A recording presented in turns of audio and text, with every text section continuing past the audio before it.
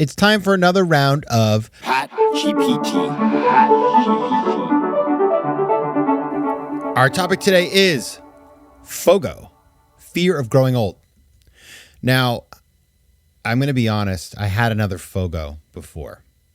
Fear of going out, which was a COVID thing. I came up with this idea of fear of going out like right around the lockdown time in March of 2020. Remember those times? I was on the subway going to meet Jay Shetty, actually, our past guest, to interview him. And I came up with FOGO. I put it on Instagram. I think I was the first person. I think I was. But, that's done. I don't want to stay inside anymore. I hope you don't either.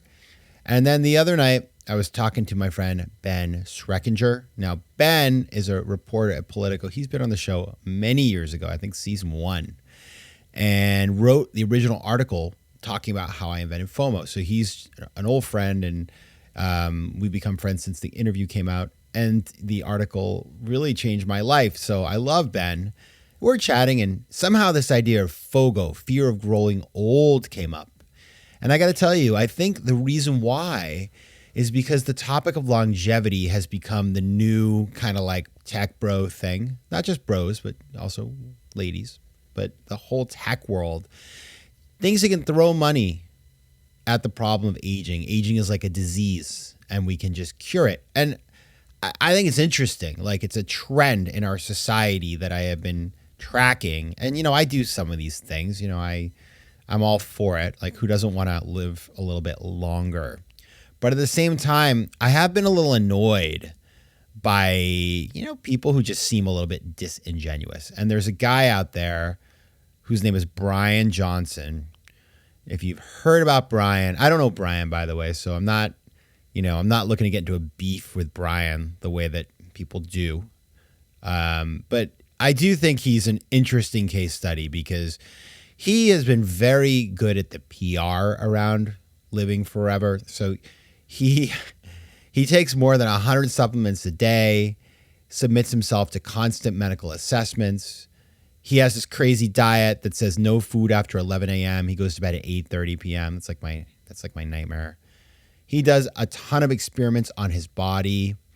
For example, he tried blood plasma donations from his teenage son, but then he quit because it didn't work, apparently. And he has sought to rejuvenate his penis with shockwave therapy. He has a new company called Blueprint, which offers a bunch of things that you can consume that are supposed to make you healthier, like extra virgin olive oil. 2 bottles for $75. I mean, okay. I can sell you some for a lot less than that.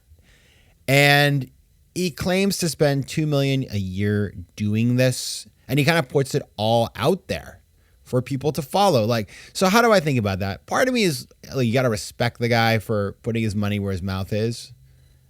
His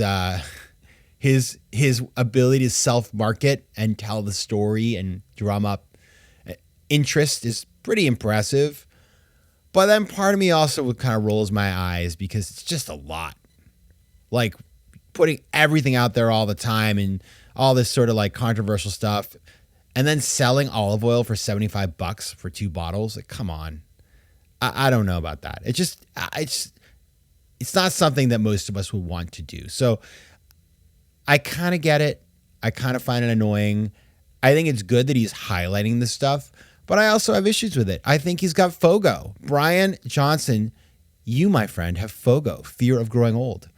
And so I want to talk about FOGO because I think it's an interesting lens through which we can see this whole world of VC and longevity. And by the way, we had an episode with Sergey Young a couple years ago. He wrote a book called The Science and Technology of Growing Young. And he does this. And I find Sergey to be awesome. Like, I'm not criticizing the whole longevity thing. I think Sergey's really interesting, and I learned a lot from him. And by the way, like, thanks to Sergey, I'm way better about going to my doctors now, because he was like, the best way to not die is to go to the doctor for preventative. And I was like, that's a good point, Sergey. So not dissing on this stuff, but just the Brian stuff, it's very FOGO. So let's talk about that after the break. FOMO. So perhaps to start talking about FOGO, we should define it. I mean, fear of growing old.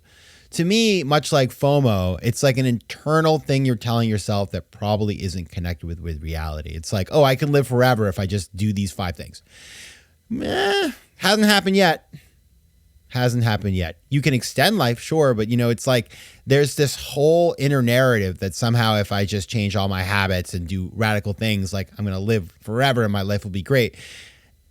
I don't know. I mean, maybe, but what are you trading off for that? But it is this sort of like thing you're being sold. And that's what FOMO is, right? FOMO is like a story you tell yourself about the world around you, same with FOGO. And so it can be very harmful. And here's the kind of stuff that it can lead to. Number 1, an obsession with youthfulness. So it's like, I want to stay young at all costs, right? Who here saw Indiana Jones and the Last Crusade? They thought that if they could drink out of the cup of Christ, they would have everlasting life. That did not end well. If you have seen that movie, you know what I'm talking about, right? I mean, it did save Indy's dad, but like this obsession with youthfulness has entrapped people since the beginning of time. And, it's really, really hard because you look at Brian Johnson, like, he doesn't look that young. Maybe his insides are young, but like, I look at the guy and I'm like, not thinking that he's, he's not my life goals, right? And so it's just really tough. And you see that with people in plastic surgery, same thing. There is something to be said about just accepting aging, but doing it in a really graceful, awesome, forward-looking way, rather than making it the obsession of your life and a marketing project. So that's number 1. 2, you are denying something that's pretty inevitable. Like this is one, it's like death and taxes are, as Ben Franklin said, the 2 things that you cannot escape. It is true. And so obviously some people age more gracefully than others. Some people remain stronger for longer. There are strategies, right? But these radical life extension technologies can reinforce denial by promoting the idea that aging can be completely overcome rather than embraced as part of the human experience. It's just exhausting, Brian. Number 3, it's really about, if you dig into it, it's like fearing loss in irrelevance, socially, physically. And rather than attacking those things by just trying to live forever, there are other ways you could do it. There are other ways to make sure that you remain relevant, that you feel a sense of abundance in life, that are way more constructive and less self-obsessive. So it just is like, I think it's a big distraction from the real project of life. Like go out and build relationships. That's what really drives happiness. Living really long under an extreme regimen versus living a little less long, assuming that even works, by the way, but living a little less long, but with powerful relationships and experiences, like which would you choose? Oh, Brian. Number 4, financial exploitation. So, $2 million a year. How do the rest of us do it, right? And I think that's the thing. He's got a business here that, that olive oil, it ain't coming cheap. Is it really much better than what you can get at your local Target? He says so. And maybe he's right, but come on. Just grow an olive tree.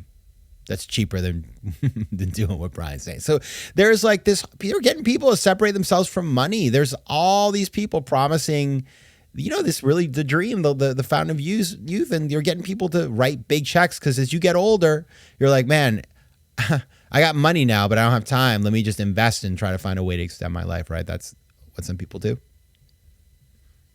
And he's preying upon people who, maybe should be spending their money on other things.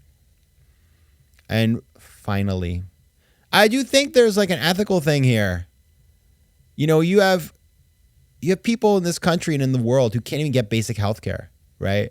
And then you have people throwing money at all this stuff. And it's like, is that a good use of resources? I mean, he's a private individual, so I'm not, I'm not here to spend his money for him. But it does have this kind of techno-utopian thing going on, which I find a little grody. I would love to see Brian take all that money and smarts and time and like find a real problem that that could help so many people affordably, So anyway, that's my thinking. Don't forward this to Brian. I'm just kidding. Go ahead. Brian, if you want to talk, I'm open-minded. I'm not coming at you in an angry way. I just don't quite get it. And I think that there is some crazy marketing stuff that just makes it a little unpleasant. But if you disagree, you can let me know. Feel free. I love hearing from you. You can find me on Instagram, Patrick J. McGinnis, on X, which I barely look at, but I'm still there, PJ McGinnis, and on email at letsconnect@patrickmcginnis.com. All right, we'll be back on Thursday with Chip Conley talking about his approach to aging. And until then, take care of yourselves, FOMO Sapiens, and PatGPT, stop generating. FOMO. FOMO Sapiens is recorded in New York City. Theme music is by Mike McGinnis, and editing and post-production is by Josh Elstro. If you like today's show, please be sure to rate it and recommend it to your friends. And as always, you can find me at FOMOSapiens.com and at PatrickMcGinnis.com. To advertise on FOMO Sapiens, reach out to contact@FOMOSapiens.com.